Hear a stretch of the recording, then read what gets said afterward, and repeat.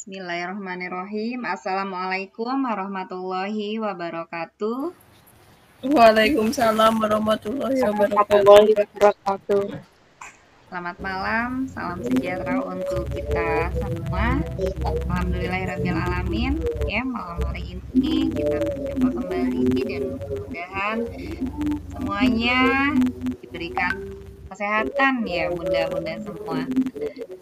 Malam hari ini kita akan ditemani oleh Pak Ilmi dengan materi IPS. Sebelum kita ke pelajaran, sebelum kita ke pembahasan soal, marilah kita berdoa terlebih dahulu. Berdoa dimulai.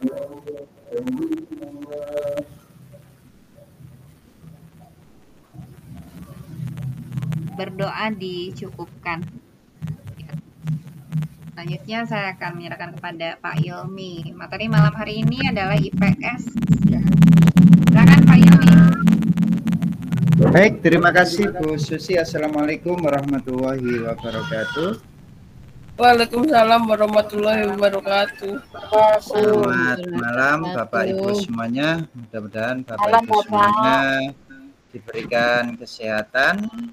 Amin ya Allah. Dalam segala urusan dan tentunya Bapak Ibu semuanya dikabulkan hajatnya untuk bisa lulus UP sekali saja ya. Amin. Tidak usah mengulang-ulang ya, sekali saja langsung lulus gitu ya. Baik, mohon izin saya off cam karena memang sinyalnya kurang bagus sehingga nanti tidak mengganggu ketika saya presentasi ya. Bapak Ibu, saya izin untuk share screen untuk materi pada malam hari ini. Dan perlu diketahui bahwasanya materi di Bimbel RGS ini sudah ada semua di LMS ya. Bapak Ibu bisa mengunduhnya di LMS, baik itu soal, pembahasan, materi dan lain sebagainya ada di LMS, jadi sudah lengkap ya. Sudah buka semua kan Bapak Ibu di LMS-nya? Belum Pak. Sudah baru sebagian. Buka saja Pak, belum dipelajari.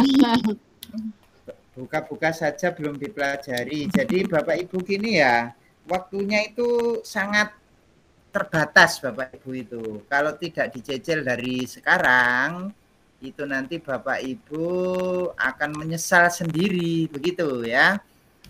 Jadi sebisa mungkin itu sempatkan, berikan waktu kurang lebih ya 1 jam lah satu hari itu untuk membahas soal-soal atau mencoba soal di LMS. Ya mencoba di situ bebas, bisa diulang 3, 4 kali, 5 kali sampai benar. Wah, gitu ya. Baik, malam hari ini saya izin untuk share screen terkait dengan pembahasan kita. Nah, ketika belajar IPS itu nanti kita akan menemukan materi terkait dengan pembentukan muka bumi, Bapak Ibu. Pembentukan muka bumi. Nah, pembentukan muka bumi ini ada 2 faktor yang mempengaruhinya, yaitu ada faktor endogen dan faktor eksogen. Sudah kenal belum Bapak Ibu? Dari namanya saja pasti kenal ya. Faktor endogen itu N itu berarti dari dalam ya. Dari dalam. Dari Pak Ilmi minta diperbesar. Baik. Nah, gini. Apa ada motor sarawani kula? Pakai handphone apa pakai laptop, Bu? Pakai handphone ya, Pak. Lah niki wau sinyale kula mboten saged ten laptop muser terus ya, Pak. Oke, kalau pakai handphone itu, Bu, bisa jari 2 itu terus diperlebar gini, Bu. Jari 2 taruh di handphonenya terus diperlebar gini, set gitu. Oh, nggih, Bapak. Nggih, niki sampun. Bisa nggih? Nah. Nggih. Ketinggal. Nah, gitu ya. Jadi biar lebih besar itu handphonenya yang di itu ya, di zoom istilahnya gitu ya. Nggih. Nggih, Bapak. Baik, jadi ada dua faktor, yaitu endogen. Endogen itu dari namanya saja N itu dari dalam. Kalau X itu dari luar. Luar. Jadi faktor pembentukan muka bumi dari dalam. Ada yang dari luar namanya eksogen. Nah, endogen itu apa saja yang termasuk endogen itu? Tektonisme. Tektonisme itu nama lainnya adalah patahan atau pergeseran lempeng bumi. Kalau vulkanisme itu magma yang bergerak, seisme itu gempa bumi. Ini ketiganya ini adalah faktor pembentukan bumi dari dalam.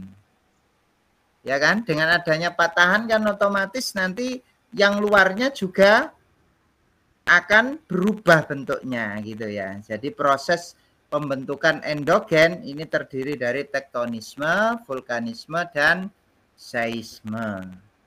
Sedangkan yang dari luar atau disebut dengan eksogen itu ada sedimentasi, ada erosi. Erosi di sini juga terbagi lagi, ada ablasi, abrasi, eksarasi, deflasi. Apa bedanya? Bedanya itu kalau abrasi itu pengikisan tanah karena air laut. Kalau ablasi pengisian tanah karena aliran sungai. Eksarasi pengikisan tanah oleh gletser. Dan deflasi pengikisan tanah oleh angin. Ya. Jadi sama-sama pengikisannya, tapi beda penyebabnya. Ya. Oke, ini untuk faktor pembentukan muka bumi. Jadi ada endogen, ada eksogen. Selanjutnya kita beralih ke metode sejarah. Kalau kita belajar metode sejarah pasti nanti akan melewati 4 tahap. Yaitu tahap yang pertama yaitu heuristik. Kemudian yang kedua adalah kritik atau verifikasi. Yang ketiga adalah interpretasi. Dan yang keempat adalah historiografi. Heuristik sendiri itu kata kuncinya adalah menemukan, memperoleh atau menghimpun, ya, menemukan, memperoleh, menghimpun. Ya. Kalau kita melakukan penelitian sejarah itu pasti menghimpun dulu sumber-sumbernya, ya kan? Menghimpun dulu sumber-sumber atau informasi jejak masa lalu, jejak masa lampau, gitu. Nah, setelah dihimpun, sudah ditemukan, baru dikritik atau diverifikasi. Dikritik itu ya diteliti lah, gitu. Jadi setelah ditemukan itu dikritik atau diverifikasi. Atau ditemukan. Atau diteliti. Ya. Nah, kritik sendiri itu ada dua. Ada kritik ekstern, ada kritik intern. Kalau ekstern itu berarti meneliti otentitas atau keaslian sumbernya. Asli apa enggak? Nah, jadi loh ini kok kertas lama kok warnanya masih putih kan? Enggak mungkin kan ya? Nah, seperti itu. Kemudian kalau intern itu meneliti kredibilitas sumbernya. Jadi bisa dipertanggungjawabkan apa enggak sumbernya gitu ya. Oke, yang selanjutnya tahap yang ketiga adalah interpretasi atau kalau bahasa singkatnya itu menafsirkan. Nah, menafsirkan sendiri itu ada dua, ada analisis, ada sintesis. Analisis itu menguraikan. Jadi kalau sudah diteliti, ya, kalau sudah ditemukan, diteliti, diuraikan.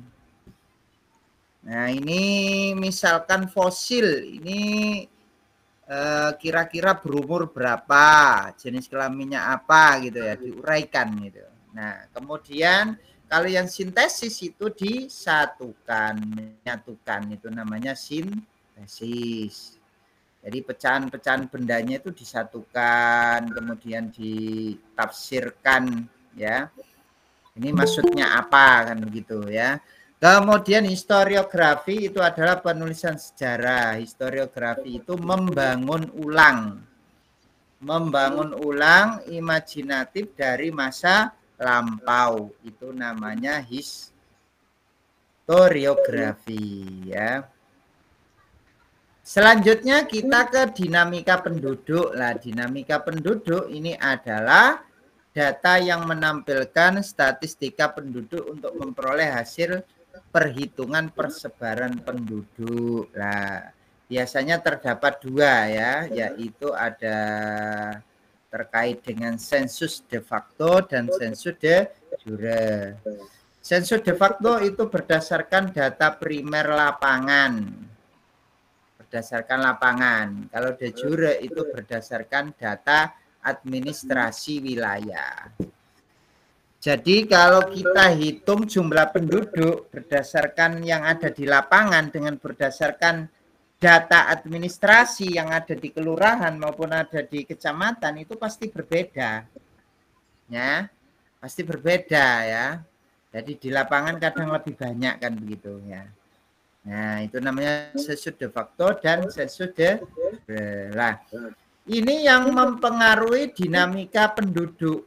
Nah, kalau ada kelahiran atau fertilitas atau natalitas, jadi nama kelahiran itu fertilitas, natalitas, itu pasti dia nanti penduduknya akan bertambah. Ya, penduduknya akan bertambah. Kalau ada mortalitas atau kematian, pasti nanti penduduknya itu akan berkurang.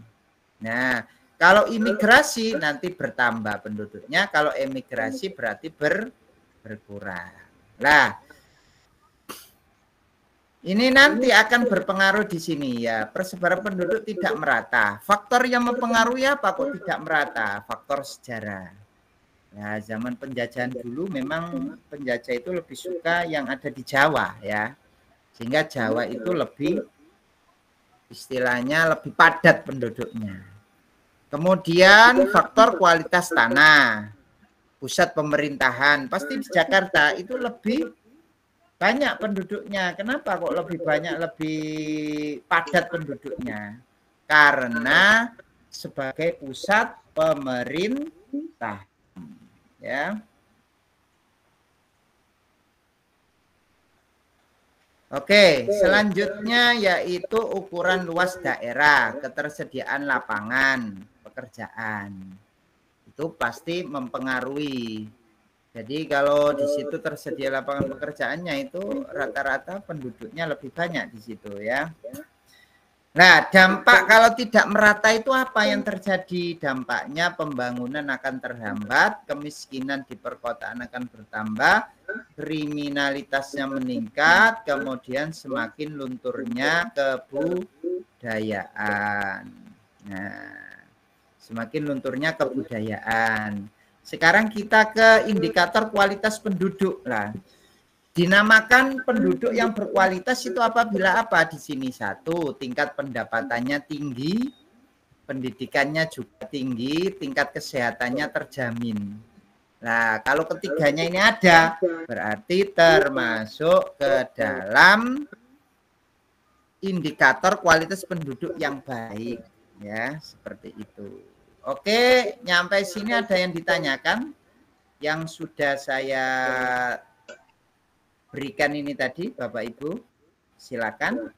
Barangkali ada yang bertanya terkait materi malam hari ini sebelum kita masuk ke soal. Tidak ada. Insya Allah cukup, Pak Ilmi. Insya Allah cukup. Nah, Ya, sudah bisa sudah. Insya Allah Pak. Kita coba soal Pak. Oke, baik. Kita coba soal ya. Oke. Baik, kita coba soalnya. Yuk, silakan nomor 1.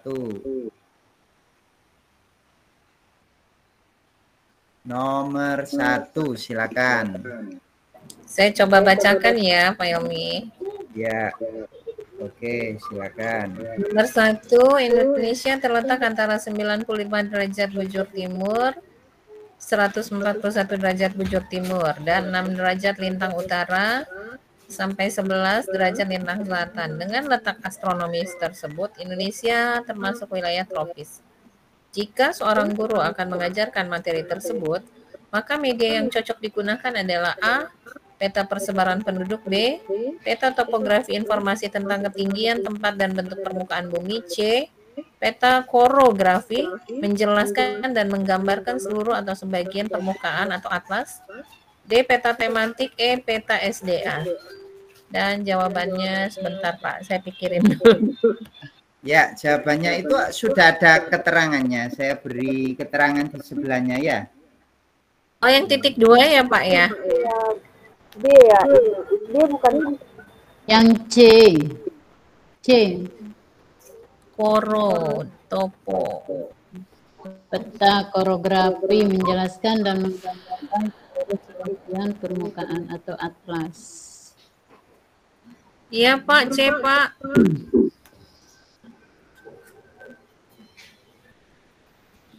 Yang C. Oke, betul sekali ya.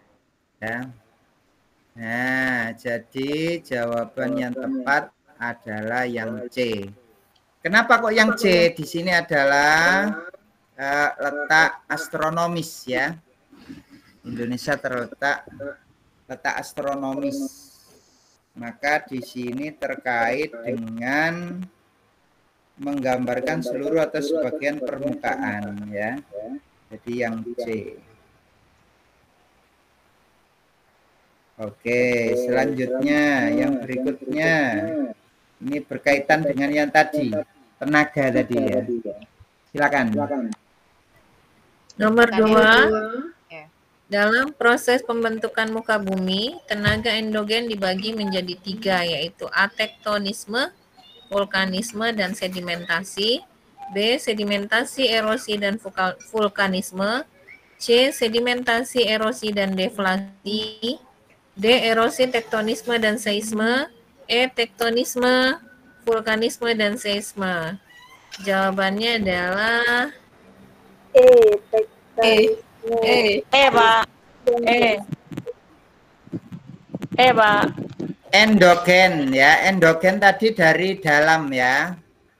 Yang dari dalam berarti tektonisme, vulkanisme, dan seisme. Seisme. Oke, selanjutnya.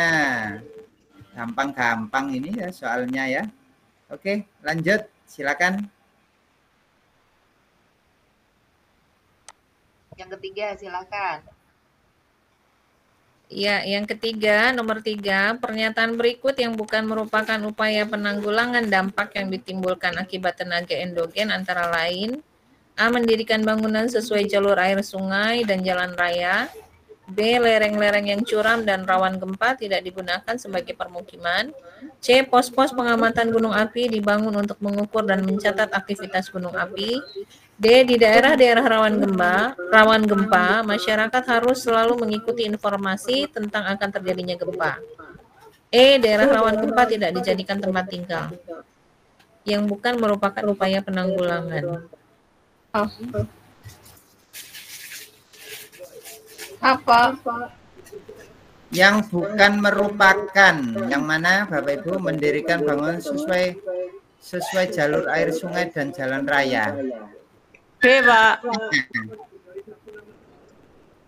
Yang bukan ya Pak. Ya, yang bukan ini ya. Pak. Bukan. B.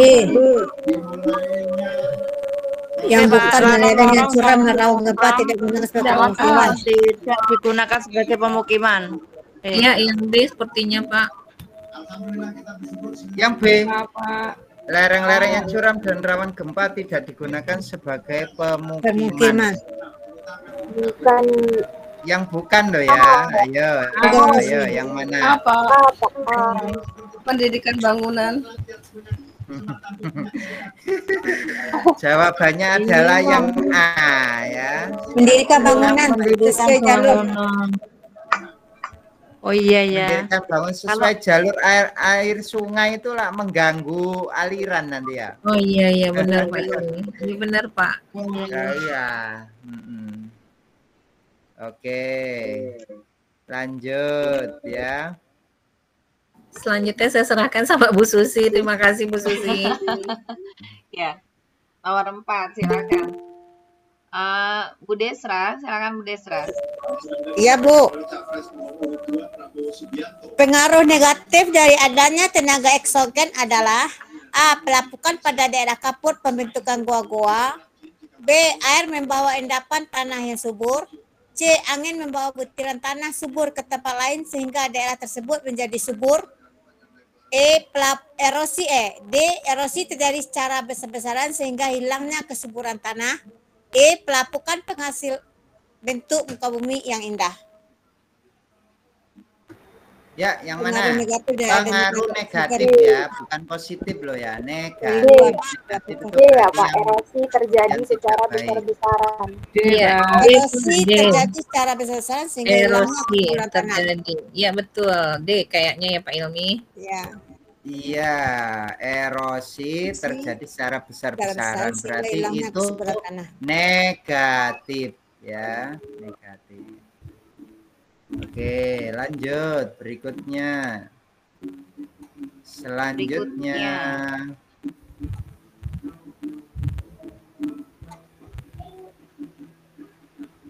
nomor 5, gampang ini, ayo. Nomor 5, silakan. Ibu Lidiawati. Ya, nomor 5. Salah satu proses yang muncul karena adanya tenaga eksogen adalah B. Sedimentasi. Benar? Sedimentasi. Nama lainnya sedimentasi itu apa, Bu? Ya, apa lupa. Pelapukan. Pelapukan, betul sekali ya. Vulkanisme, tektonisme, seisme itu termasuk ke dalam endogen ya, sedangkan sedimentasi itu masuk ke dalam Eksogen. ya. Oke, lanjut berikutnya nomor 6. Nomor 6, Mbak Ana. Silakan, Mbak. Ya, Bu. Gejala alam berikut ini yang terjadi karena adanya tenaga eksogen, kecuali A. Erosi oleh air sungai. B. Hancurnya pantai oleh gelombang air laut. C. Terbentuknya kawah pegunungan. D. Pecahnya batuan oleh tekanan suhu. Larutnya batuan kapur oleh air hujan. Ya, yang mana, Bu?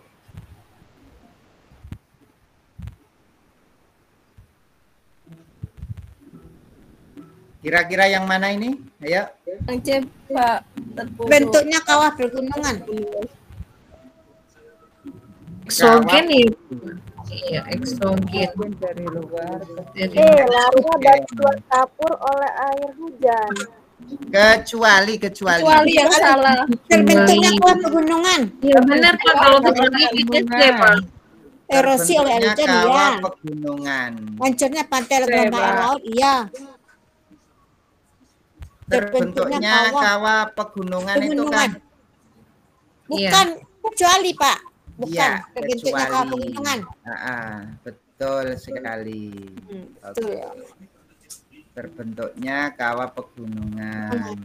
Kalau erosi itu kan endogen kan ya? Endogen. Iya, Pak. Hancurnya pantai Gelombang air laut. endogen ya. Endogen. Pecahnya batu oleh tanah endogen. Larutnya batu kapur endogen. Selanjutnya kita ke soal berikutnya. 7. Silakan. Ibu Dwi Robianingsih.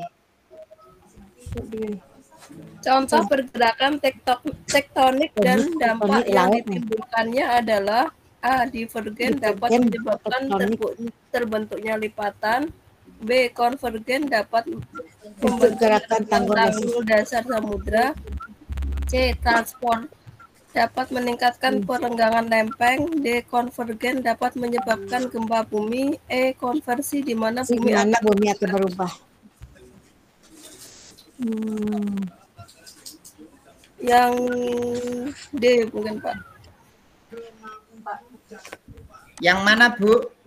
Contoh D, Pak. pergerakan Gempa tanggal D. dampak yang membuka adalah diperkirakan membuat bentuk Gempa lipat bumi tanah ya, pada Pak, bentuk ini. gerakan tanggal dan samudra. D. Gempa bumi. Perenggangan lempeng transform C. Lempeng bumi. Contoh Lempeng pergerakan bumi. tektonik dampak yang terbuka adalah transformat dapat meningkatkan perenggangan lempeng. Perenggangan lempeng. Lempeng. Pergerakan tektonik loh ini, tektonik. Bumi tektonik itu gempa. Tektonik lempeng. Oh, lempeng bumi. Ya lempeng. Lempeng. Lempeng tektonik. Peningkatan perenggangan lempeng. Nggak menyebabkan gempa bumi dah kalau ada patahan itu. Iya, malah tsunami sekaligus ya Pak ya. Contoh pergerakan tektonik dampak yang timbulkan adalah dampaknya Kalau kan iya. perenggangan lempeng. Konvergen Iya. gempa. Yang ini loh Bapak Gempa Ibu. bumi. Ya. Saling Jadi mendekat ya, Pak, menghasilkan lempeng konvergen. Gempa bumi. Gempa bumi. Bergerak saling menumpu, akhirnya Iya. terjadi gempa Gempa bumi. Ya, oke. Selanjutnya kita ke soal berikutnya, silakan. 8. Mbak Narsi bisa baca? Kebaca nggak? Terbaca nggak di ini? Silakan Mbak Narsi. Bisa? Mana Mbak Narsi? Ibu, oh iya Ibu Siti Fadila silakan. Mbak Narsi bisa? Bisa tapi geser-geser, Bu, nggak apa-apa. Iya, nggak apa-apa. Silakan, Mbak. Bata-bata. Nomor 8, penduduk desa Banjar Tengah mengungsi ke daerah yang aman untuk menghindari banjir lahar yang mengancam desa mereka. Lahar dalam proses vulkanisme adalah titik-titik. A. Magma yang terdapat dalam perut bumi. B. Magma yang terdapat di sela-sela undan. C. Cairan magma yang mencapai permukaan bumi. D. Cairan magma yang bercampur dengan air. E. Cairan yang keluar dari tanah. Lahar. Lahar itu adalah cairan magma yang bercampur dengan Air. air ya. Nah, itu dinamakan Kata kuncinya di situ ada banjir lahar ya Pak Ilmi. Banjir lahar. Iya, lahar. Nah, inilah. Oke. Sekarang kita ke sejarah ya, Bapak Ibu ya. Saya itu kan untuk sejarah. Tadi untuk endogen dan eksogen sepertinya sudah bisa menguasai ya. Sekarang kita ke sejarah ya. Sejarah. Oke. Nah, metode sejarah. Silakan. Nah, ini baru agak sulit sedikit gitu ya. Oke, silakan. Diperbesar sedikit Pak Ilmi. Diperbesar lagi, baik. Nah, silakan. Ya, silakan Ibu Siti Fadilah. Silakan, Bu. Iya, Bu, ini masih kecil ya, saya coba. Ya, nomor 1, menguraikan semua sumber yang ada dan menganalisis beberapa kemungkinan yang terkandung dalam suatu sumber sejarah. Misalnya dalam dokumen yang berisi daftar anggota wajib militer suatu negara. Dalam daftar tersebut terdapat sejumlah nama yang menunjukkan kekhasan daerah tertentu. Berdasarkan daftar tersebut dapat dianalisis bahwa anggota wajib militer itu berasal dari berbagai daerah di negara tersebut. Pernyataan ini merupakan pengertian dari A. Interpretasi analitis, B. Interpretasi sintesis, C. Interpretasi struktural, D. Deskriptif interdisipliner. E. Interpretasi umum. Apa? Oh, Pak. Ya Pak, Pak. Oh iya, A ya. Ya, Apa? Pak. Kenapa kok pilih A? Ayo. Kenapa?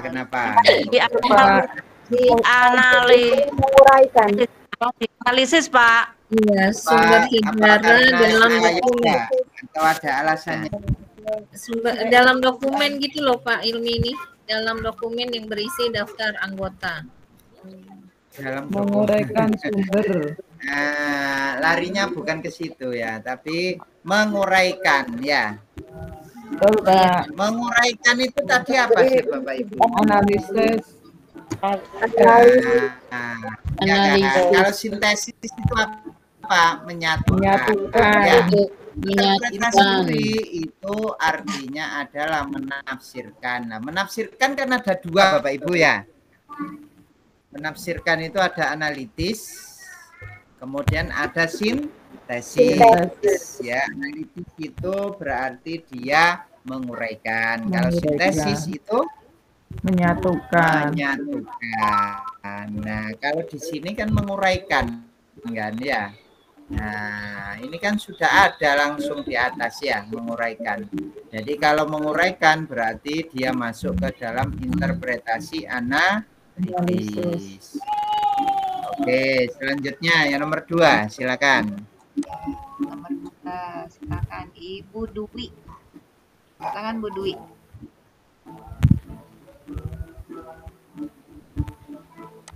Mana Ibu Dwi? Silakan Bu.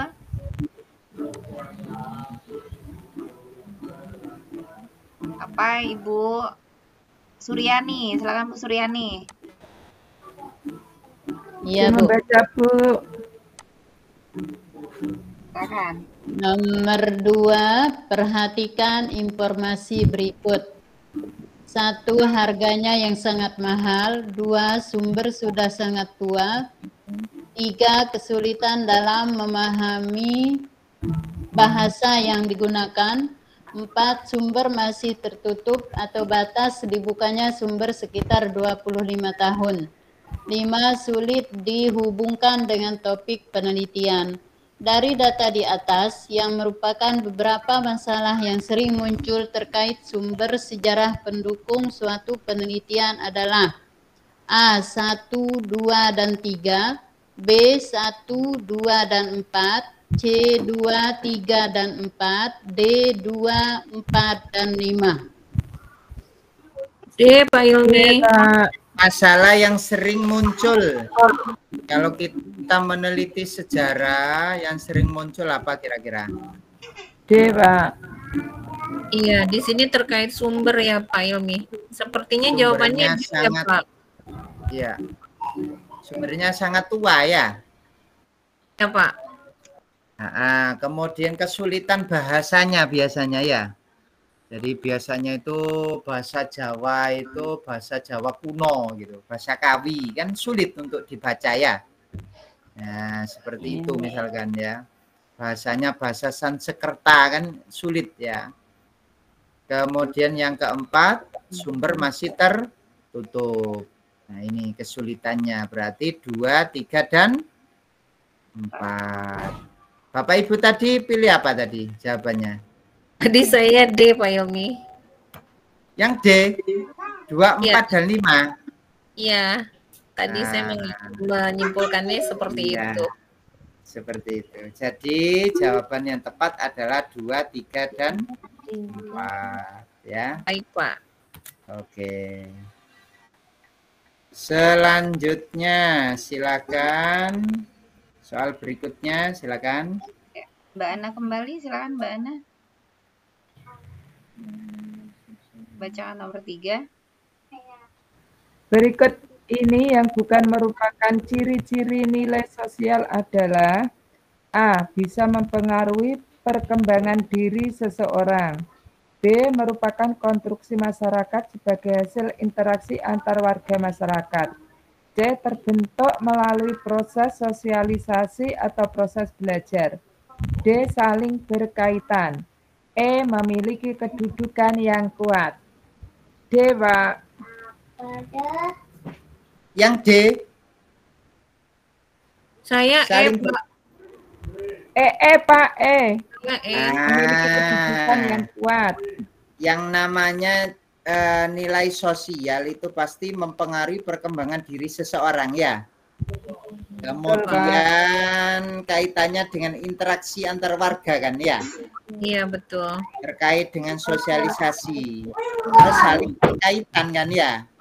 Iya, Terikat karena kan? saling interaksi, Nah, karena saling interaksi berarti saling berkaitan. iya, jadi nilai sosial itu seperti itu. Berarti yang bukan adalah yang E, yang Baik. bukan yang E, Bapak Ibu. Iya Pak. Oke, lanjut berikutnya. Ibu Diana, silakan Ibu Diana. Sebentar. Nomor 4 ya. Ya.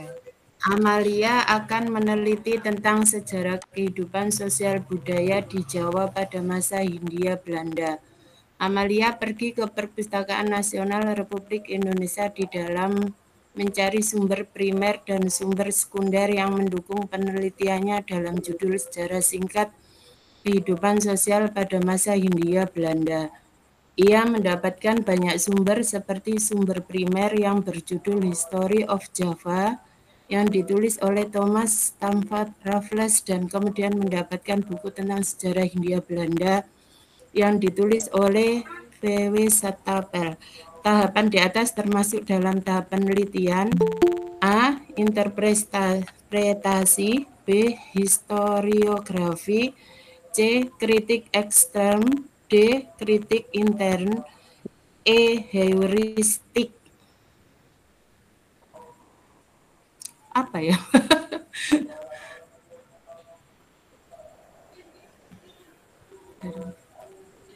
Historiografi. Oke, yang mana kira-kira? Yang B. Kayaknya B ya. B, Pak. Historiografi. Masa historiografi, proses mencari menemukan. Apa? Enggak heuristik. Oh, heuristik, Pak.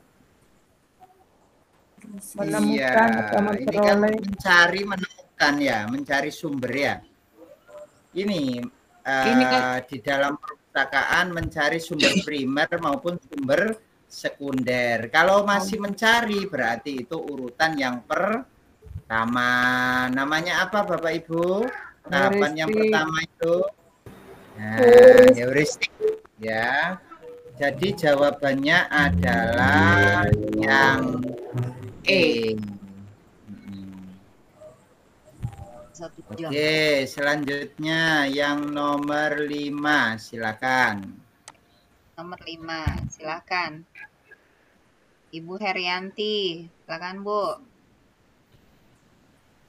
Sejak tahun 2017 di Desa Trowulan banyak dibangun rumah-rumah di Majapahit. Rumah Majapahit ini dibangun dengan memperhatikan temuan-temuan arkeologis yang tersebar di situs Sragen. Di sana terdapat sisa-sisa bangunan berupa lantai, halaman, dinding bata, gentong, pecahan gerabah, sumur, serta saluran drainase. Dalam tahapan ini disebut historiografi, verifikasi, interpretasi, kritik eksternal, kritik intern.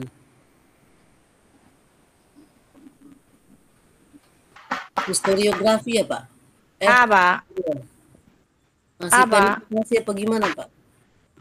Ya, dibangun rumah-rumah berarti historiografi. Artinya di situ ada historiografi itu kan menata ulang ya, membangun ulang ya. Jadi membangun ulang seperti zaman dulu gitu ya, historiografi. Oke. Ini kan Majapahitan ini dibangun dengan memperhatikan temuan-temuan arkeolog. Jadi dia itu kan membangun ulang. Jadi membangun ulang itu namanya historiografi. Oke, selanjutnya yang nomor 6, silakan. Mbak Dwi, silakan Mbak Dwi. Membacakan nomor 6. Informasi mengenai sejarah perjuangan bangsa Indonesia melawan penjajah Belanda didapatkan melalui surat kabar, rekaman radio, foto, serta hasil wawancara sumber primer bersama narasumber. Dalam metode sejarah, pengumpulan informasi termasuk ke dalam metode A. Interpretasi, B. Histografi, C. Heuristik, D. Kritik, E. Expose. Apa kira-kira? Ya Pak Ilmi, expose ya Pak. Pengumpulan. Heuristik masih ya Pak kalau pengumpulan. Ya. Oh masih pengumpulan ya. Masih pengumpulan. Iya Pak. Yang mana? Yang C ya Pak. Heuristik. Yang C, heuristik ya. Masih pengumpulan berarti heuristik. Oke, selanjutnya. Bunda Evi, mana? Bunda Evi suaranya nih belum terdengar. Ada Bunda Evi?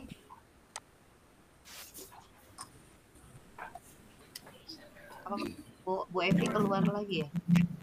Ibu Miss Laini, silakan Bu.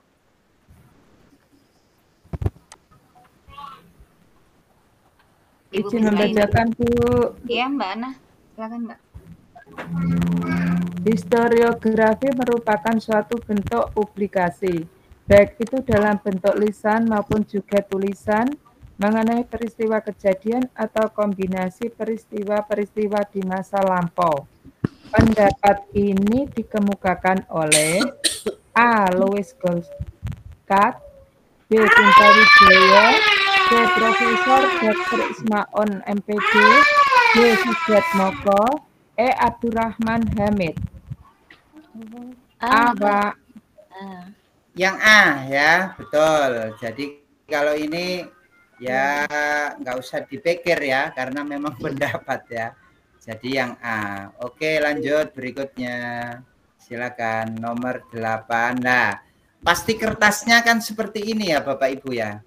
Kalau memang zaman dulu itu ya. Kalau kertasnya enggak seperti ini, enggak sudah usang, sudah warnanya berubah. Nah, kalau enggak berubah warnanya kan berarti bisa dipastikan itu kan palsu kan gitu ya. Oke, silakan. Bu Suryani, silakan Bu. Oh iya.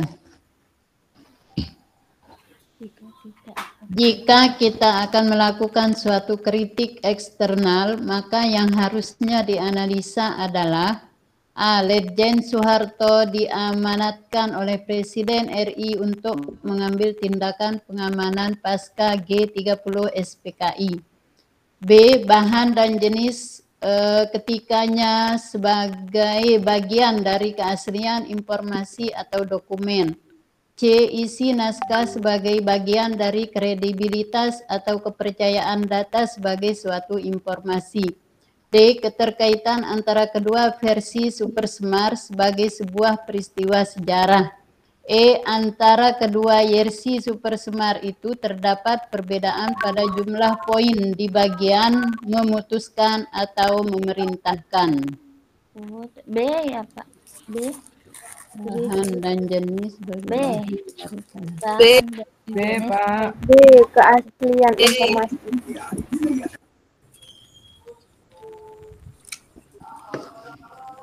Yang mana Bapak Ibu B? B Pak. B. Bahan dan jenis ketikan. Bahan dan jenis. Ketikannya sebagai bagian dari keaslian informasi atau dokumen. Oke. Selanjutnya yang berikutnya menafsirkan. Menafsirkan itu termasuk apa Bapak Ibu? Interpretasi. Interpretasi, betul sekali. Heuristik itu mengumpulkan, Bu. Oh iya, maaf. Mengumpulkan, menemukan ya. Oke. Ya, selanjutnya Bu Siti Fadila, silakan. Ya, nomor 10 ya, Bu.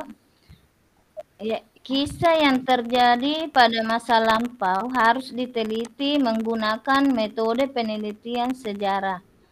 Dalam menggunakan metode penelitian, hal yang perlu diperhatikan adalah pada tahapan A. Heuristik, B. Interpretasi, C. Historiografi, D. Kritik ekstern, E. Kritik intern. C.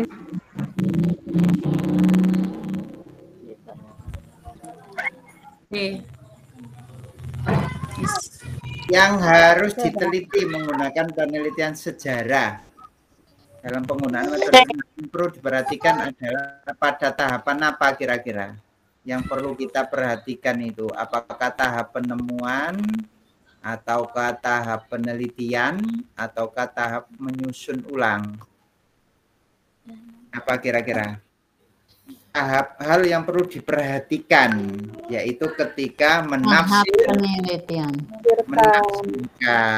itu yang perlu diperhatikan ya, ketika menafsirkan. Jadi jawabannya apa Bapak Ibu? D. Kan itu Interpretasi. Nah. Iya. Oke, selanjutnya Bu Evi. Bu Evi tadi terlempar. Bu Evi, ada? Ibu Lydia. Ada. Ayo, silakan Bu Evi. Nggak bisa ya. Silakan Bu Lydiawati.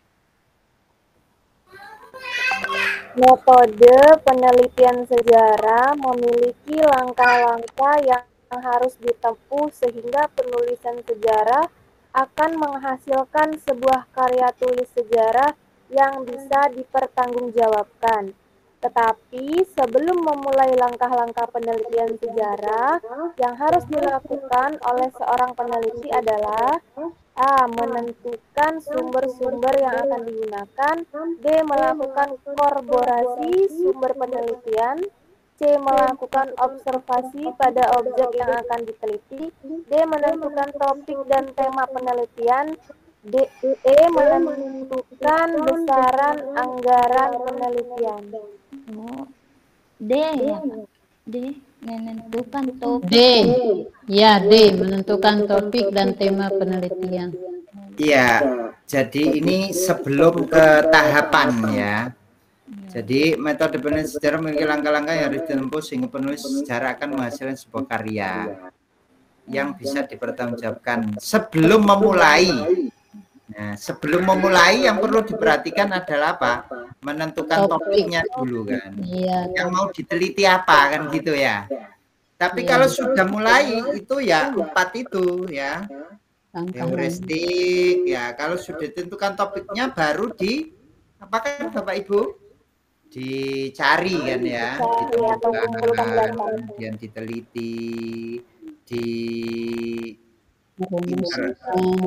ditafsirkan, kemudian dibangun ulang ya. Oke, selanjutnya silakan nomor 12. Ibu Miss Laini. Silakan, Bu. Iya, Bu. Seorang guru kelas 4 yang akan mengajar subtema bangsa pada budaya bangsaku menuliskan kompetensi dapat bersyukur kepada Tuhan dan menyadari kewajiban dan hak sebagai makhluk Tuhan di tengah kebersamaan dengan lingkungan. Dia ingin menunjukkan berbagai keunikan dari rangkaian kegiatan ritual adat berbagai daerah. Bahan ajar yang sesuai adalah A. Gambar tentang ngaben, B. Foto pembuatan ukiran suku Asmat, C. Masalah kontekstual di sekitar siswa, D. Kasus nyata yang terjadi pada teman sekelas. E. Ritual perkawinan berbagai daerah melalui video. Yang E ya Pak Ilmi, yang E. Yang E, betul. Kegiatan ritual adat berbagai daerah ya. Kegiatan ritual adat berbagai daerah berarti ya ritual perkawinan berbagai daerah melalui video ya, melalui video. Nih. Oke, selanjutnya silakan nomor 13, silakan. Bu Eva, akan Bu Eva. Siap Bu Susi, terima kasih. Ya. Nomor 13, pada saat ini para guru sadar bahwa memiliki skill di bidang teknologi informasi dan multimedia telah memungkinkan wujud pembelajaran yang efektif dan menyenangkan. Karena itu, para guru saat ini banyak yang menguasai teknologi informasi dan multimedia untuk melakukan pembelajaran dan mencari bahan ajar. Penyampaian materi pun menggunakan slide dan video yang menarik. Bahkan dapat melakukan evaluasi menggunakan platform yang tersedia di internet. Dari penjelasan tersebut, tindakan guru untuk bisa menguasai teknologi informasi dan multimedia termasuk dalam tindakan A. Rasional berorientasi nilai, B. Rasional instrumental, C. Tradisional, D. Afeksi, E. Modern. Dan jawabannya adalah saya mencoba menjawabnya A, Pak Ilmi. Kayaknya B. Instrumen rasional. Menjawabnya A. Jawabannya adalah B ya Pak. yang B. Oh iya. B ya Pak ya. Kenapa kok B? Di sini kan rasional instrumental itu pertimbangan dan pilihan yang sadar dan berhubungan dengan tujuan tindakan itu. Tujuannya apa di situ? Ya. Tujuannya itu Apa? tadi Tujuannya apa ini di sini? menyampaikan pembelajaran yang menarik Nah, efektif jadi dan menyenangkan. ya, betul sekali. Jadi jawabannya adalah yang B ya, instrumental. Kenapa enggak yang A, Pak Ilmi? Kalau yang A penjelasannya gimana ya Pak Ilmi? Karena di situ ada berorientasi nilai. Iya.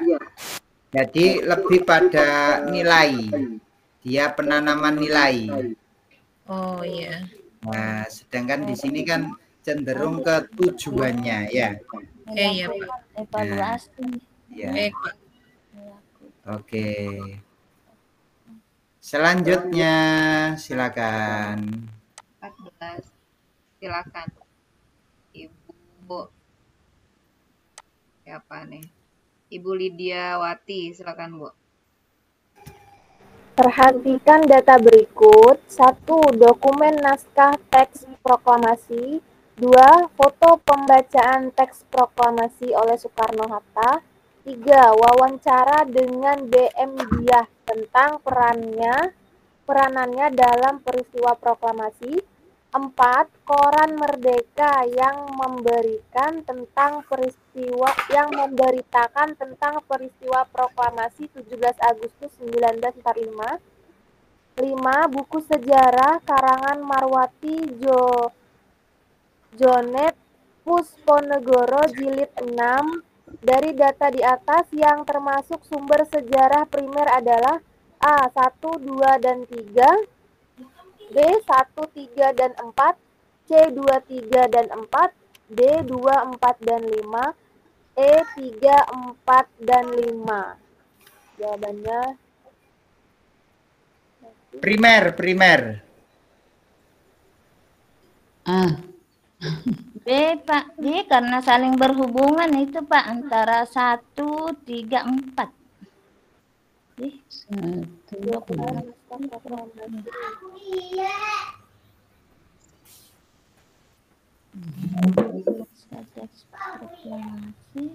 Primer itu yang terkait langsung ya. A. Kalau sekunder itu ya buku-buku penelitian itu berarti sekunder. B ya Pak. B. 1, 2, dan 3. 1, 3, 4. Yang terkait langsung. 1, 1, 3, Satu jelas terkait langsung ya. Ya. 2, Nah, 3. 2 foto pembacaan proklamasi terkait langsung kan foto. Terkait langsung. 1, 3, 4 ya. Foto. Foto kan dokumen 2 dan foto. 3. Oh, itu Iya. juga. Iya. A. 1, 2, 3, Pak. Oh, 1, 2, 3. Iya, 1, 2, 3. Nah, ya. A. Iya. Jadi yang tidak terkait langsung itu buku sejarah, terus penelitian-penelitian, ensiklopedi. Nah, itu tidak terkait langsung ya. Tidak terkait langsung. Oke, kalau yang terkait langsung itu berarti termasuk ke dalam sumber primer ya. Oke, silakan. Kira-kira kalau yang dilengkapi ini yang mana ini kira-kira? Nah, ini kan sumber sekunder itu berbentuk ensiklopedia, tinjauan penelitian seperti tadi buku sejarah. Sumber primer. Ya Pak. Apa? Bekerja langsung. Itu yang langsung berhubungan. Pak. Yang Iya, A ya. Pak. Kesaksian Soekarni tentang Iya, ini kan langsung ya.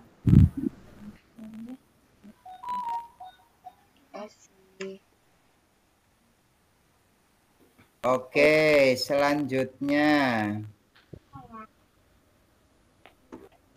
Silakan. Yang nomor 16. Yang nomor 16, silakan.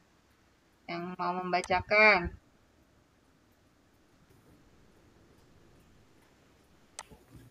Saya Bu. Ya.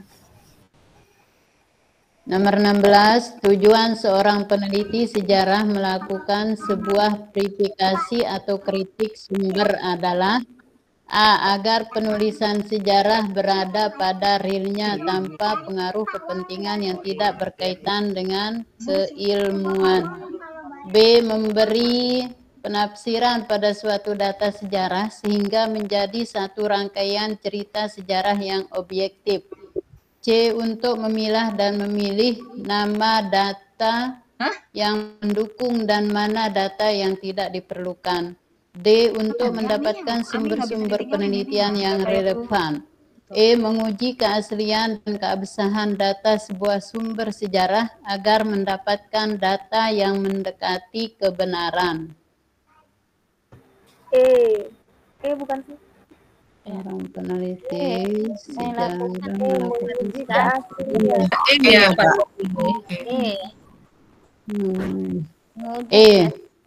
Ya, menguji keaslian dan keabsahan. Iya, kalau nggak salah ya, karena kata kuncinya di situ verifikasi ya. Verifikasi. Iya. Atau kritik sumber. Menguji keaslian dan keabsahan data tersebut.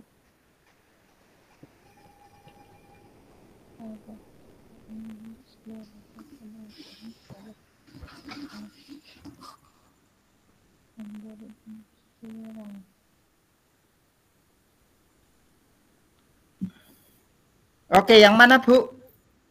Yang E. Yang E, Pak. Yang E, Pak. Yang E. Iya, Pak. Menguji keaslian.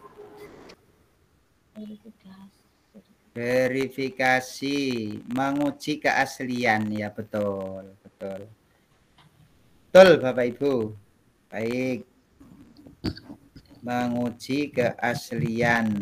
Ya, ini yang betul ya. Oke, yang nomor 17 silakan. 17. Ini ada Ibu Bekti. Siapa Bapak nih? Bekti, siapa? Silakan. Iya Ibu, nomor 17. Ibu, ya. Seorang sejarawan menguji kesesuaian tanggal pembuatan dokumen dengan isi dokumen. Hal ini dilakukan untuk melihat A. Kredibilitas sumber, B. Kesalahan heuristik, C. Kesalahan interpretasi. D. Otentisitas sumber. E. Kesalahan narasi. A. Kredibilitas sumber. Saya D. Otentisitas sumber. Iya, saya juga D, Pak. Pembuatan dokumen. Ya, yang mana kira-kira? Yang A ataukah yang D? Saya D, Pak. Saya Yang A. D. Kredibilitas itu kan dapat dipertanggungjawabkan apa enggak gitu ya. Otentitas itu asli apa enggak gitu ya. Ya, Pak. Berarti D.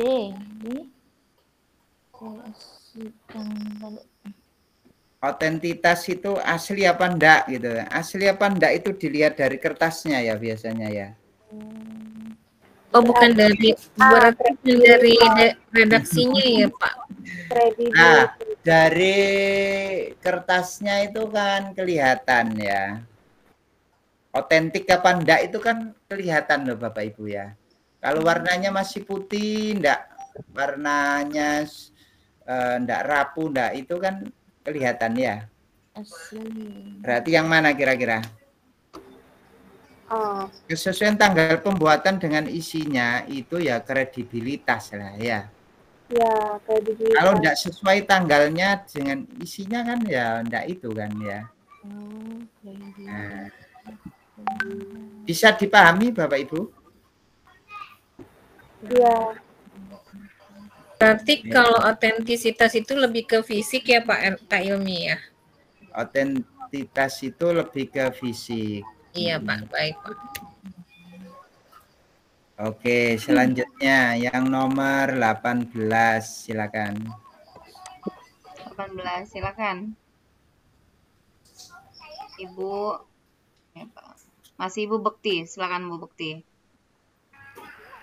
Nomor 18, pada tahap historiografi, maka yang dilakukan peneliti sejarah adalah A. Setiap sumber harus diuji keaslian dan keabsahannya karena setiap sumber dapat saja dipengaruhi oleh prasangka, kondisi ekonomi, dan iklim politik saat penelitian berlangsung. B. Fakta-fakta yang telah dikumpulkan, dikritik, dan diinterpretasi, kemudian disajikan dalam bentuk tulisan yang logis, sistematis dan bermakna. C. Menemukan dalam kegiatan penelitian sejarah heuristik, berarti kegiatan untuk mencari, mengumpulkan, dan menghimpun masa lalu berupa sumber-sumber sejarah. D. Seperangkat aturan atau prinsip sistematis untuk mengumpulkan sumber-sumber sejarah secara efektif, menilai secara kritis, dan mengajukan sintesis dari hal-hal yang dicapai dalam bentuk tulisan sederhana. E. Kemampuan pengetahuan yang dimiliki oleh seorang peneliti terhadap objek yang ditelitinya. D. Fakta-fakta yang telah dikumpulkan, dikritik, dan diinterpretasi, kemudian disajikan dalam bentuk tulisan yang logis, sistematis, dan bermakna. Sama, saya juga B. Ya, yang lainnya juga B sama? Iya Pak, karena iya Pak, B Pak. Iya, betul sekali. Ya.